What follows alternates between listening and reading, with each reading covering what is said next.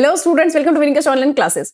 आज हम लोग डोमेस्टिक रिसर्जेंस का हमारा कुछ टॉपिक बच गया था कि इमरजेंसी तक हमने पढ़ लिया था। इमरजेंसी में क्या हुए थे, किस तरह की जो प्रॉब्लम्स लोगों ने फेस की थी, स्पेशल जो नॉर्थ इंडियन पीपल थे, और क्या लेसन हमने इमरजेंसी सीखा। ये सब टॉपिक हमारा लास्ट वीडियो में हो चुका था। तो यहाँ पे हम लोग बेसिकली जो हमारा छोटा सा टॉपिक बचा था, पॉलिटिक्स आफ्टर इमरजेंसी, इमरजेंसी के बाद जो चीजें है, पॉलिटिक्स है, वो किस तरह से बदली। उसके बाद फिर से 1980 में जो इलेक्शन हुए, जनता पार्टी फिर से कोलैप्स हो गई, और फिर से इंदिरा गांधी जिस तरह से 1971 में एक बहुत ही क्लियर मेजोरिटी के साथ आई थी, कुछ ही सालों में देखा 2 से 2.5 सालों के अंदर ही वापस फिर से इंदिरा गांधी की सरकार मेजोरिटी से आ गई। आखिर वो क्या सारे रीजन थे। और इसके बाद हम लोग इस चैप्टर के जितने भी इंपॉर्टेंट क्वेश्चन है, प्रीवियस ईयर के जितने भी क्वेश्चन एग्जाम में आए हुए, सारे चीजें हम यहाँ पर डिस्कस करेंगे। क्योंकि ज्यादा से ज्यादा जो मेरे मेन मोटिव होता है कि एक वीडियो में ज्यादा से ज्यादा मैं कंटेंट प्रोवाइड कर सकूं, क्योंकि बच्चे भी यही चाहते हैं। तो इसीलिए पूरे एंड तक देखिएगा। चैप्टर थोड़ा सा रहता है, बाकी हमारे इंपॉर्टेंट क्वेश्चंस है। तो टॉपिक हमारा पॉलिटिक्स आफ्टर इमरजेंसी। तो आपने देखा कि 25 जून 1975 को देश में इमरजेंसी डिक्लेयर कर दिया गया था, और लगभग 18 महीने के बाद जनवरी 1977 में इमरजेंसी को खत्म कर दिया गया। और उसी साल मार्च में इलेक्शन की डेट आ गई कि अब जो है नेक्स्ट इलेक्शन जो है 1977 में मार्च में होगा। यानी कि इसमें जो लोग अपोजिशन के पास बहुत कम टाइम बचा अपनी कैंपेन करने के लिए, आपस में स्ट्रेटेजी बनाने के लिए। लेकिन मैंने बताया था ना कि इमरजेंसी के दौरान ही बहुत सारे जो ऑपोजिशन लीडर थे वो सब आपस में इकट्ठे हो गए थे। जनता का गुस्सा जो था इमरजेंसी के खिलाफ वो आपने देखा ही, स्पेशल नॉर्थ इंडिया के अंदर, जहां पर लोगों को फोर्सफुल डिस्प्लेस किया जा रहा था, स्टरलाइजेशन किया जा रहा था, और वहां पे लोगों के साथ जो इस तरह से कस्टोडियन डेथ हुए थे, प्रिवेंटिव डिटेंशन का जिस तरह से बड़े लेवल पे मिसयूज किया गया, उन सभी चीजों से जनता जो है बिल्कुल अगेंस्ट थी। और इस चीज को अपोजिशन एक बहुत बड़ा हथियार बना लिया। और अपोजिशन का मेन जो फेमस स्लोगन था, सेव डेमोक्रेसी, भैया लोकतंत्र को बचाना है, बचाना है तो भैया कांग्रेस को यहां से भगाना पड़ेगा। तो ये चीज जो है, जैसे 1971 में इंदिरा गांधी का पॉपुलर स्लोगन ने काम किया कि गरीबी हटाओ का, उसी तरह से इस बार का मेन जो मुद्दा था वो इमरजेंसी था, और डेमोक्रेसी को किस तरह से बचाना है। इसी के लिए मेन इलेक्शन जो है इसी चीजों पे बेस्ड था। तो इसीलिए आपने देखा कि इसमें जितने भी कांग्रेस के नेता थे, जो लोग इमरजेंसी के खिलाफ थे, वो लोग भी जनता पार्टी में शामिल हो गए थे। और कुछ नेता जो अलग होकर अपनी नई पार्टी कांग्रेस फॉर डेमोक्रेसी बनाए, जिसके मेन लीडरशिप कौन थे, जगजीवन राम। हालांकि बाद में वो जनता पार्टी में ही आकर मिल गए थे। तो सारे ऑपोजिशन एक तरह से जनता पार्टी के अंदर आकर मिल गए थे। और उनका लीडरशिप कौन बना था? जयप्रकाश नारायण। आपको याद होगा जयप्रकाश नारायण वही पर्सन थे जिसने जो बिहार में मूवमेंट हुआ था उसको उन्होंने लीड किया था। पहली बार रामलीला मैदान के अंदर उन्होंने इतना बड़ा रैली किया था, और उन्होंने पूरे देश में लोगों से रिक्वेस्ट किया था, भैया जो आपकी जो प्राइम मिनिस्टर है वो इमोरल है, इलीगल है। देश के जो आर्मी थे उनको उन्होंने मतलब एक तरह से आह्वान किया था, पुलिस को भी, गवर्नमेंट एम्प्लॉय थे, कि उनकी ऑर्डर को बिल्कुल फॉलो ना किया जाए। तो अब जो जयप्रकाश नारायण थे पूरी तरह से एक सिंबल बन गए थे। किसके सिंबल बन गए थे? Restoration of democracy. In democracy को किस तरह से दोबारा से वापस लाया जाए, उनके वो एक तरह सिंबल बन गए थे। और सभी इंदिरा गांधी के अल्टरनेटिव उनको देख रहे थे। तो ठीक है, हमने देखा कि इलेक्शन जो है हो गए। अब इलेक्शन का जो रिजल्ट था वो हर किसी को शॉकिंग था, क्योंकि पहली बार जो कांग्रेस पार्टी है वो सेंट्रल इलेक्शन, लोकसभा के इलेक्शन में हारी है। क्योंकि इससे पहले जब 1967 में इलेक्शन हुए थे तो याद है उस टाइम पे कांग्रेस पार्टी काफी वीक थी, लेकिन फिर भी किसी ना किसी तरह से उन्होंने अपने जो लोकसभा इलेक्शन में अपनी मेजोरिटी के साथ सरकार बना ली थी। लेकिन इस बार वो मात्र 154 सीट पर ही सिमट कर रह गई। और जो जनता पार्टी और उनके जो भी गठबंधन थे उनको जो है 330 सीटें मिली। अकेले जनता पार्टी को 295 सीट मिले, क्लियर मेजोरिटी मिली। और सबसे बड़ी बात क्या है कि नॉर्थ इंडिया के अंदर जितने भी स्टेट थे, अगर हम बात करें बिहार से बात करें, स्टार्ट करते हैं, बिहार हो गया, यूपी हो गया, दिल्ली हो गए, हरियाणा हो गए, पंजाब, यहाँ पे एक भी सीट जो है कांग्रेस को बिल्कुल नहीं मिली। उससे आगे जाएंगे तो राजस्थान और मध्य प्रदेश में एक एक सीटें मिली। खुद इंदिरा गांधी सोचिए, जो कि इतनी कटावर नेता थी, इतनी पॉपुलैरिटी थी उनकी, इतने बड़े मतलब नेता थे, पार्टी के मेन चेहरे थे, वो खुद अपनी सीट तक नहीं बचा पाए और रायबरेली से बुरी तरह से हार गई थी। उनके बेटे संजय गांधी, जो उनका मेन गढ़ था अमेठी, वहां से हार गए थे। तो ये आपने देखा कि नॉर्थ इंडिया में जिस तरह से उन्होंने झुग्गी झोपड़ी से लोगों को डिस्प्लेस किया, जबरदस्ती स्टरलेशन किया, कस्टोडियन डेथ हुए, प्रिवेंटेड डिटेंशन जिस तरह से यूज किया गया, प्रेस पे सेंसरशिप लगा दी गई। तो ये सब जो थे वोटर्स ने उनको पनिश किया, दिखा दिया कि आप इस तरह से अपनी मनमानी नहीं कर सकते, डेमोक्रेसी को खतरे में आप नहीं ला सकते। लेकिन अगर हम मैप में देखें तो हमको समझ में आ जाएगा कि ऐसा नहीं है कि पूरी इंडिया में ही जो है हवा कांग्रेस के खिलाफ थी। अगर हम आगे जाके देखें तो गुजरात हो गया, महाराष्ट्र हो गया और उड़ीसा हो गए और जितने भी साउथ के स्टेट्स थे उसमें जो है कांग्रेस की अच्छी खासी पकड़ थी और इस तरह से कांग्रेस जो है नॉर्थ इंडिया से पूरी तरह से उखड़ कर चली गई थी। चलिए जी, इलेक्शन हो गया, जनता पार्टी को क्लियर मेजोरिटी मिल गई, लेकिन अब जो प्रॉब्लम क्या था कि अब जो सरकार बनाने की बात थी जनता पार्टी के, पर जनता पार्टी मैंने बताया ना कि उसमें जितने भी सीनियर नेता थे इमरजेंसी कारण सारे आपस में एक साथ तो मिल गए थे, लेकिन अब प्राइम मिनिस्टर किसको बनाया जाए, वो तीन नेता के पीछे बहुत टफ कंपटीशन था। तो वो तीन नेता कौन थे? सबसे पहले मोरारजी देसाई, दूसरा थे चौधरी चरण सिंह, तीसरा के थे जगजीवन राम। तो देखिए जो मोरारजी देसाई आपको याद होगा वही नेता थे। जब शास्त्री जी की डेथ हुई थी तो उस टाइम पे इंदिरा गांधी और मोरारजी देसाई के बीच में ही टफ कंपटीशन चल रहा था कि देश का अगला प्राइम मिनिस्टर किसे बनाया जाए। तो आपको याद होगा मोरारजी देसाई। दूसरा चौधरी चरण सिंह जो है वो यूपी के और फार्मर्स के नेता थे और तीसरा जगजीवन राम जो मैंने बताया कि जो कांग्रेस पार्टी से अलग होकर कांग्रेस फॉर डेमोक्रेसी के नाम से अपनी एक पार्टी बनाई थी, बाद में वो जनता पार्टी के साथ ही मिल गए थे। तो इन तीनों के बीच में टफ कंपटीशन था, बट फाइनली जो मोरारजी देसाई पे सबकी सहमति बनी क्योंकि मोरारजी देसाई काफी ज्यादा सीनियर थे, काफी उनको काम करने का एक्सपीरियंस था।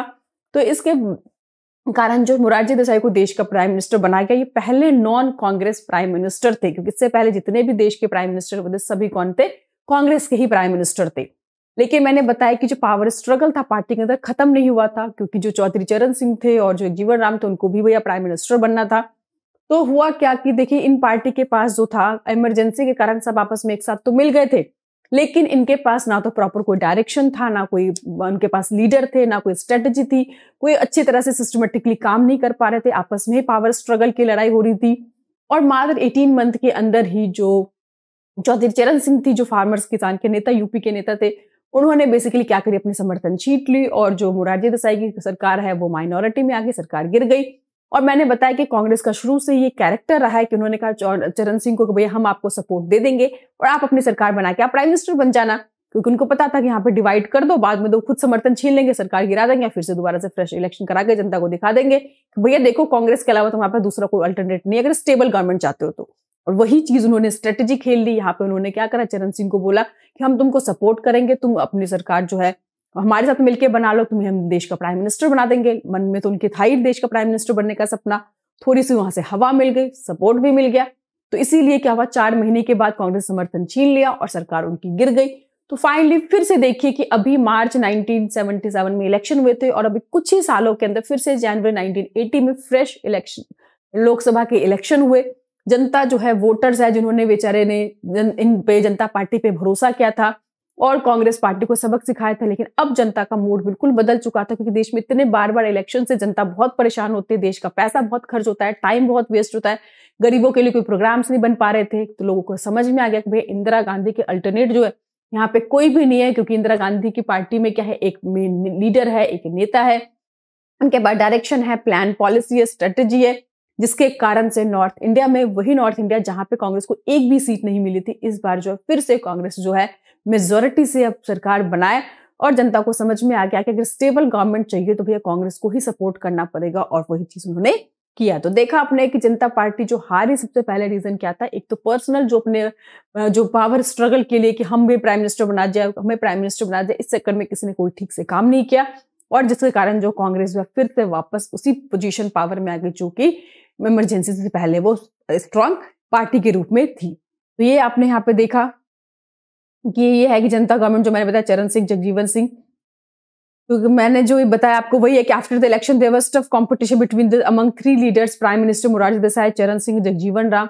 लेकिन जो मोरारजी देसाई को फाइनली प्राइम मिनिस्टर बनाया गया, क्रिटिक्स मानते थे कि भैया इनके पास कोई डायरेक्शन नहीं था, लीडरशिप नहीं था, कोई कॉमन प्रोग्राम नहीं थे और फिर से जो है जनता पार्टी वापस आ गई। मोरारजी देसाई के 18 महीने में सरकार गिर गई और इस तरह से फिर से इंदिरा गांधी की सरकार 353 सीट लोकसभा में लेकर वापस आ गई। लेकिन अब जो चीजें थी थोड़ी बदल गई थी। मैंने बताया था कि 1977 के बाद शाह कमीशन बना था, जो इमरजेंसी के दौरान जो भी सरकार ने इलीगल तरीके से लोगों को पकड़ा उसकी जांच करने के लिए एक एजेंसी बनाई गई थी, सभी से पूछताछ किया गया था, बहुत सारी चीजें निकल कर आई थी। इंदिरा गांधी से भी उस कमेटी ने पूछने की बात, मतलब बुलाकर उनसे बातचीत करने की कोशिश की, पर इंदिरा गांधी ने कोई सपोर्ट नहीं दिया और ना ही किसी सवाल का उन्होंने आंसर दिया।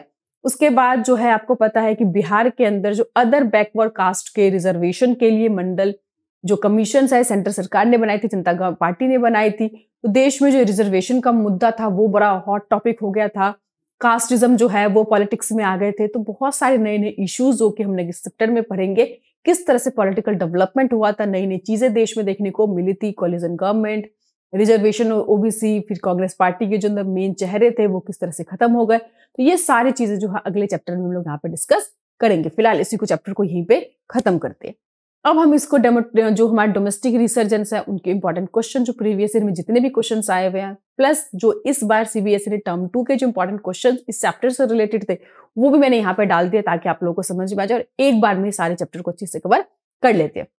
तो अब देखिए यहाँ पे मेन जो क्वेश्चन है कि discuss the impact of relation between the judiciary और executive during the emergency period in India. Emergency period के टाइम पे उनका जुडिशरी का और एग्जीक्यूटिव का क्या रिलेशनशिप था। तो यहाँ पे अब ध्यान रखना, ये जो क्वेश्चन मैंने उठाया है अभी सीबीएसई ने जो टर्म 2 का पेपर दिया उसमें से क्वेश्चन भी और आंसर भी मैंने वहीं से नोट किया, तो आप लोग वहां से जाकर इस क्वेश्चन को याद कर सकते, इसमें कोई दिक्कत नहीं है।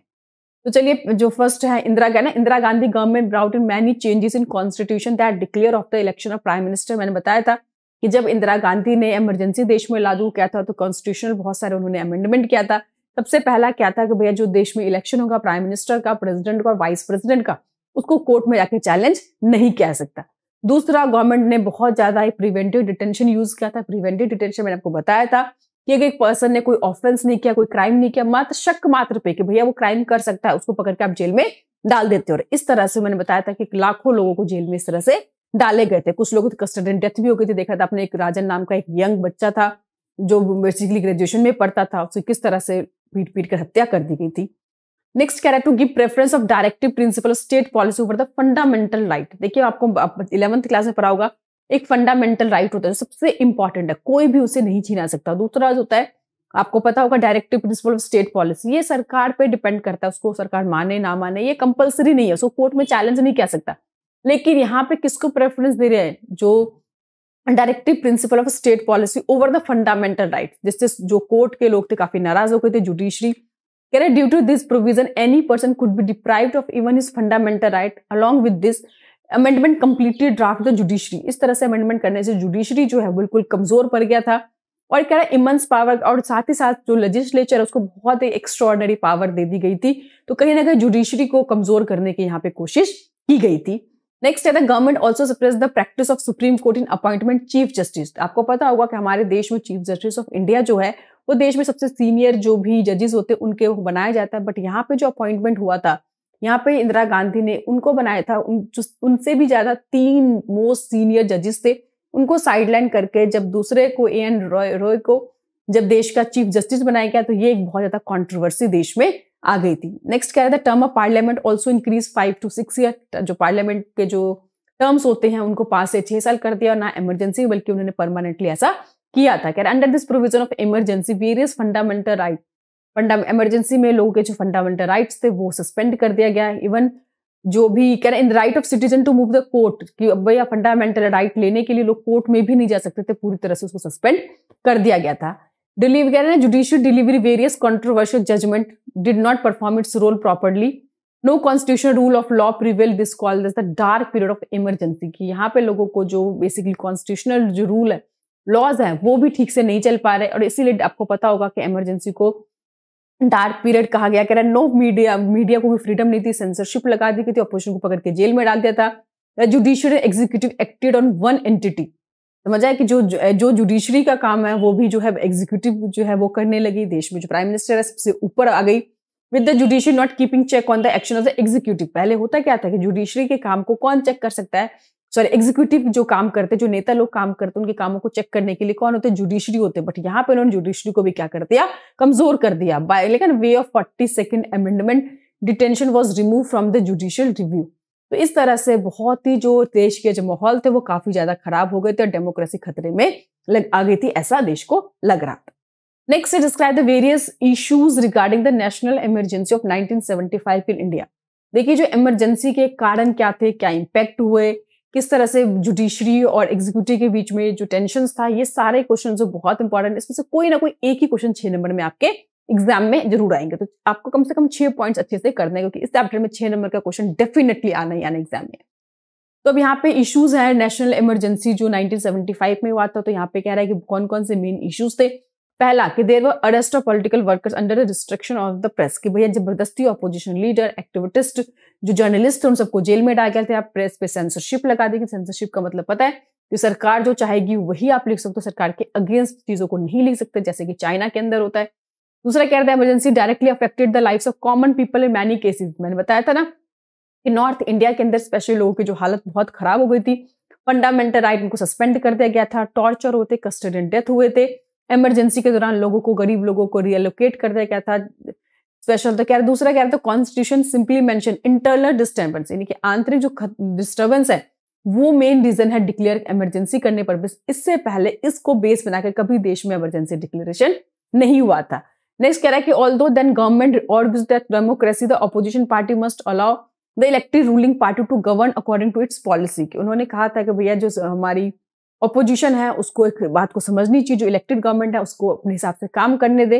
इट फेल्ट दैट फ्रीक्वेंट जो आप प्रोटेस्ट करोगे, इस तरह से कलेक्टिव एक्शंस लोगे, जो डेमोक्रेसी के लिए ठीक चीज नहीं है और ना देश में सही तरह से काम को किया जा सकता है। फिर कह रहे हैं ना सपोर्टर्स होते प्राइम मिनिस्टर, उन्होंने भी कहा था कि one can not continuously have extra parliamentary politics targeting the government. हमेशा आपको टारगेट गवर्नमेंट को नहीं कर सकते, सरकार को अपने हिसाब से काम करने दो। This lead to instability and distract the administration from its routine task of ensuring development. और इस तरह से जो है सरकार की जो पॉलिसी प्रोग्राम्स है कहीं ना कहीं उसको लॉन्च करने में, उसको लागू करने में आप प्रॉब्लम क्रिएट कर रहे हो, और इसीलिए इसी को ग्राउंड बना के डेमोक्रेसी को लागू किया गया था।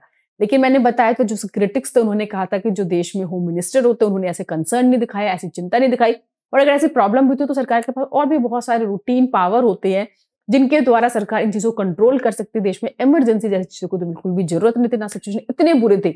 और रही बात फास्ट करने की या फिर अनशन करने की या देश में प्रोटेस्ट करने की, तो ये मूवमेंट्स तो भैया आज से नहीं, अंग्रेजों के टाइम से हो रहे हैं, इसको तो आप रोक नहीं सकते। तो इस तरह से आपस में जो है कन्फ्लिक्ट दोनों के बीच में चला था। नेक्स्ट क्वेश्चन है कि name the leader who led the people's march to parliament in 1975 and state as to what was unique about this march. सबसे पहले कौन से लीडर थे जिन्होंने मार्च किया था, पार्लियामेंट तक गए थे? सबसे पहले जो रामलीला मैदान में बहुत बड़े लेवल पे ये एक तरह से इंदिरा गांधी के अगेंस्ट हुआ था, तो उनके नेता के नाम क्या है? लोक नायक बोलते, जिनको जयप्रकाश बोल दो, या उनके बहुत अलग अलग नाम से जाने जाते थे, जेपी के नाम से भी जाने जाते थे। कह रहा was the leader who led movement people's march to parliament. कह रहा this was one of the largest political rally ever held in the capital during those time, कि पहली बार इस तरह की जो पॉलिटिकल रैलीज है वो कैपिटल दिल्ली के अंदर रामलीला मैदान में हुआ था।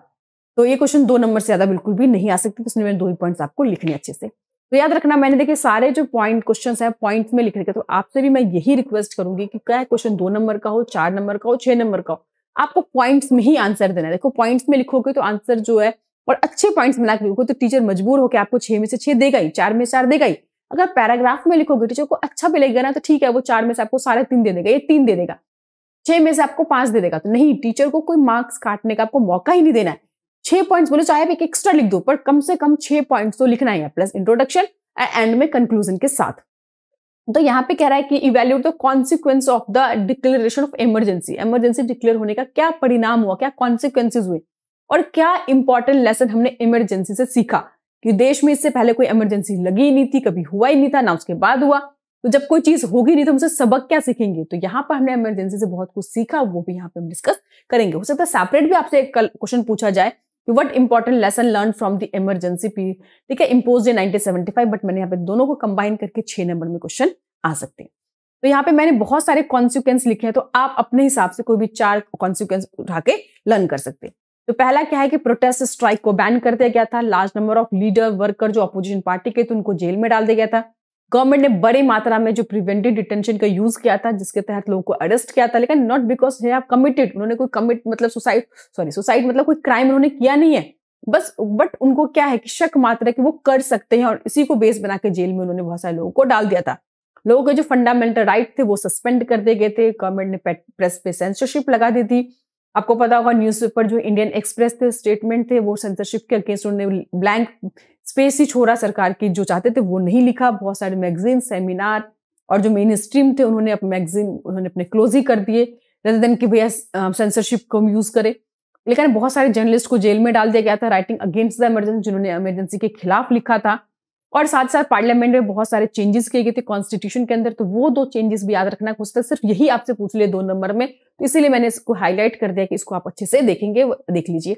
तो पहला क्या है कि amendment was made declaring that election of जो प्राइम मिनिस्टर होंगे, प्रेसिडेंट होंगे, वाइस प्रेसिडेंट होंगे, उनके इलेक्शन को कोर्ट में चैलेंज नहीं किया सकता। तो आई होप आपको याद आ गया होगा ये मोटिव क्या था कि इंदिरा गांधी जो प्राइम मिनिस्टर थे उनके इलेक्शन को चैलेंज किया गया था कोर्ट में, और हाई कोर्ट जो इलाहाबाद के हाई कोर्ट थे उन्होंने मान भी लिया था कि हाँ भैया इन्होंने जो है इलेक्शन ठीक से नहीं हुआ है। दूसरा जो ड्यूरेशन था लेजिस्लेचर का, उन्होंने उसको 5 से 6 ईयर कर दिया ताकि इमरजेंसी के बाद इंदिरा गांधी को टाइम मिल जाए अपनी इमेज को ठीक करने का। तो ये सब तो साफ समझ में आ रहा है कि अपने पर्सनल बेनिफिट के लिए इमरजेंसी को कैसे किस तरह से यूज किया गया। तो ये सारे जो कॉन्सिक्वेंस थे। अब हमने लेसन्स क्या सीखे इमरजेंसी से। तो पहला सबसे इंपॉर्टेंट कह रहा है आफ्टर इमरजेंसी कॉन्स्टिट्यूशन है रेक्टिफाइड, उसको रेक्टिफाइड किया गया।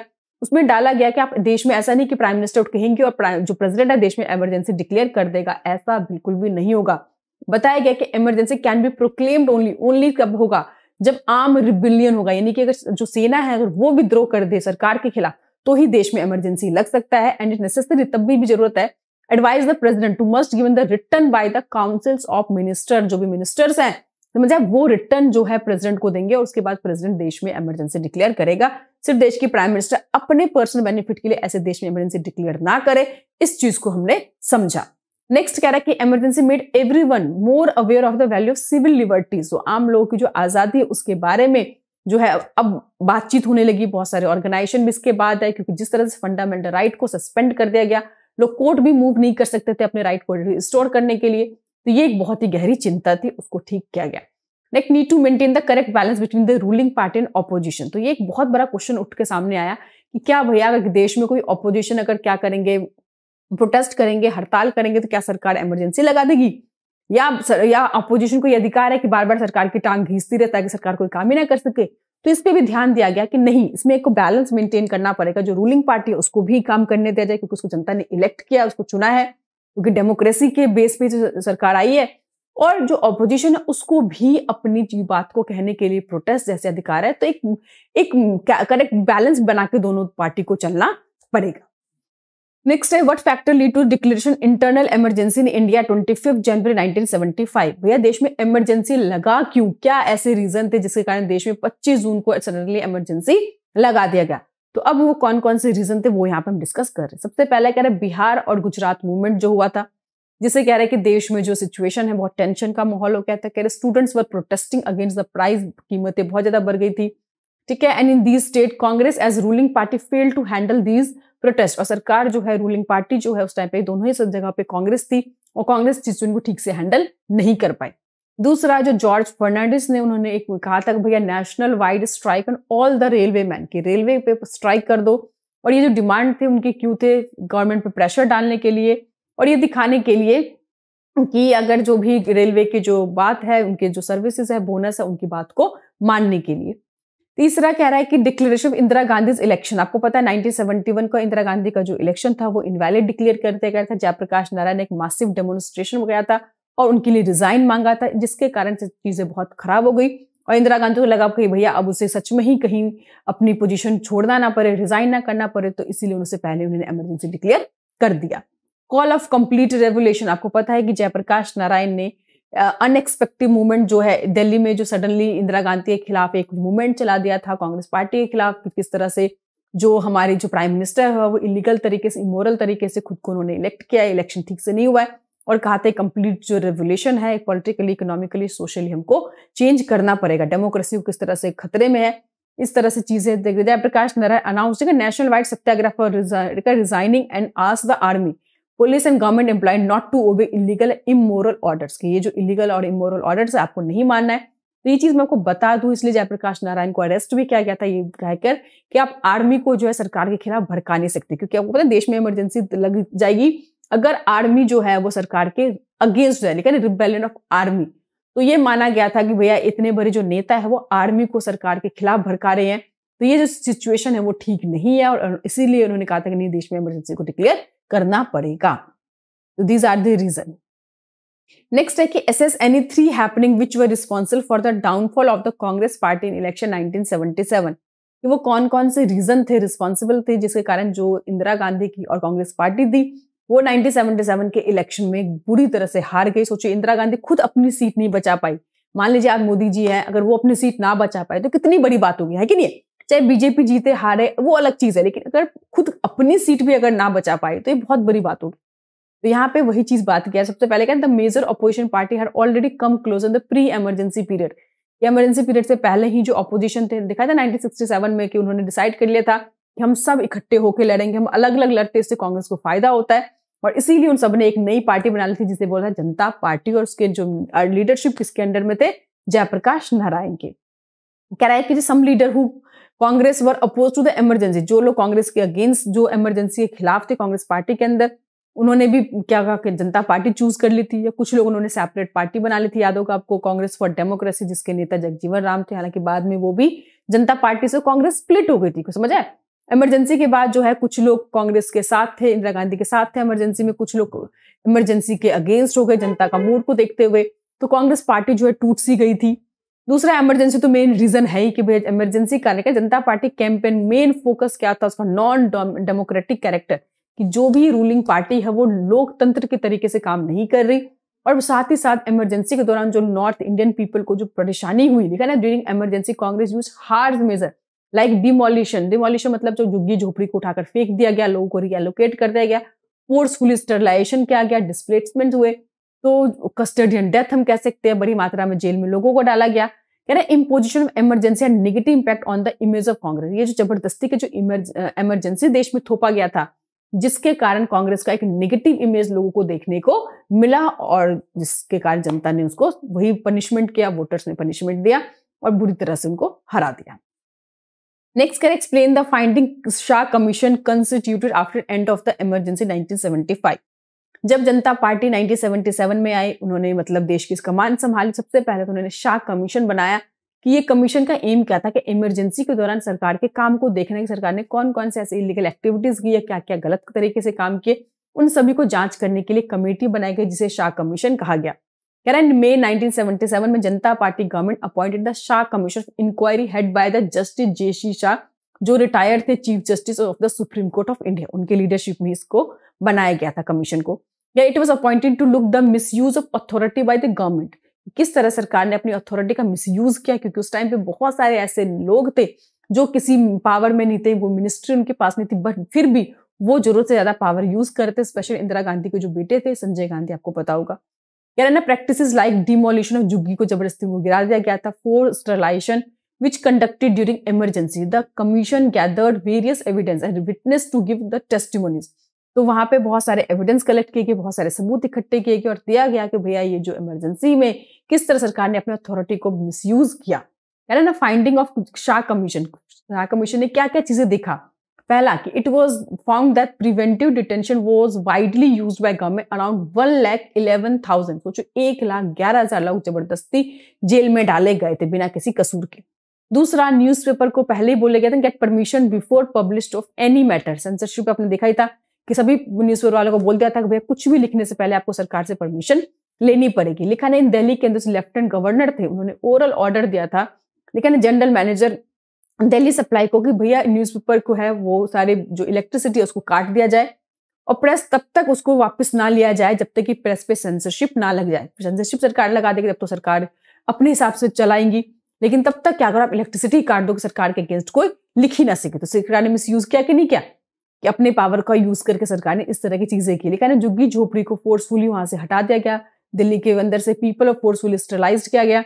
Young son of prime minister did not hold any official position, है ना। जो इंदिरा गांधी के छोटे बेटे थे जिनके पास कोई ऑफिशियल पोजीशन नहीं थी उस टाइम पे, उन्होंने भी बहुत ज्यादा एडमिनिस्ट्रेशन को कंट्रोल किया और साथ ही साथ जो भी सरकार के काम में जो है इंटरफेयर कर रहे थे। तो यानी कि पूरी तरह से उन्होंने अपनी मनमानी करी इंदिरा गांधी और उनके बेटे और उनकी पार्टी ने। नेक्स्ट कह रहा है कि what were the major conflict between the parliament and judiciary during the leadership of Indira Gandhi. It's a most important question.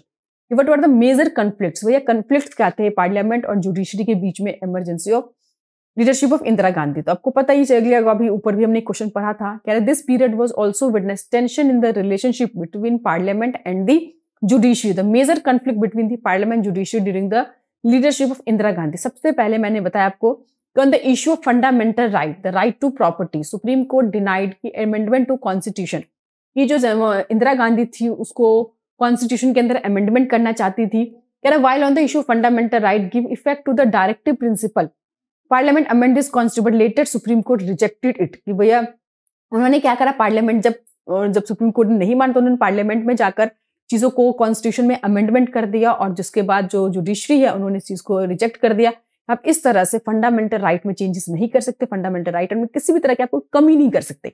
ये कॉन्स्टिट्यूशन का जो मेन बेसिक स्ट्रक्चर है उसमें किसी तरह की छेड़छाड़ नहीं हो सकती। कह रहा court give a decision that there are some basic feature of constitution and parliament can not amend this basic feature. मैंने बताया ना कि पहले साफ बोला गया है कॉन्स्टिट्यूशन का जो बेसिक फीचर है उसमें आप चेंजेस नहीं कर सकते, कोई अमेंडमेंट नहीं कर सकते।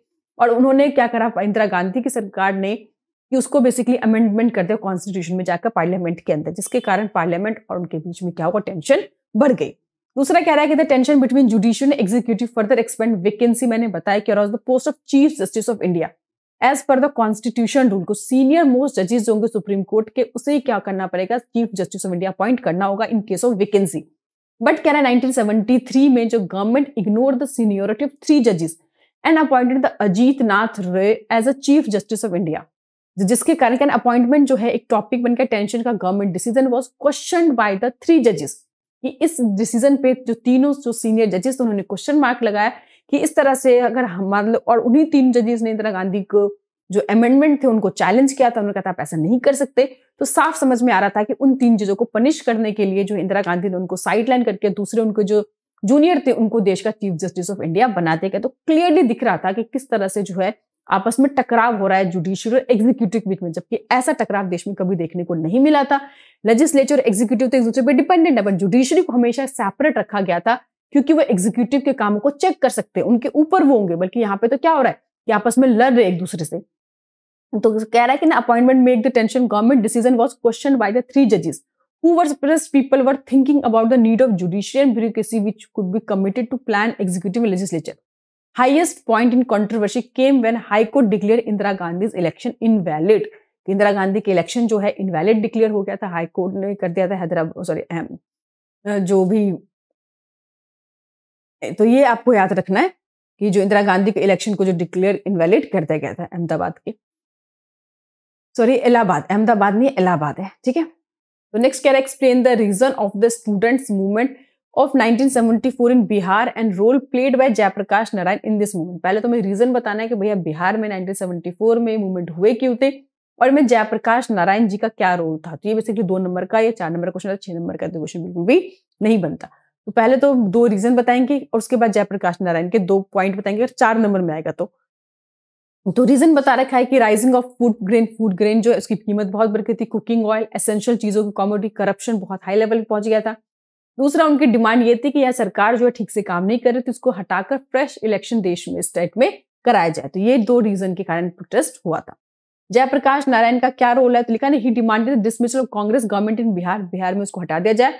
और उन्होंने टोटल रेवोल्यूशन कहा था कि इकोनॉमिकली, सोशल, पॉलिटिकल में सारे लेवल पे क्या करने पड़ेंगे, चेंजेस करने पड़ेंगे। जिस तरह से अनडेमोक्रेटिक मैनर में सरकार चल रही है ऐसी नहीं चलनी चाहिए।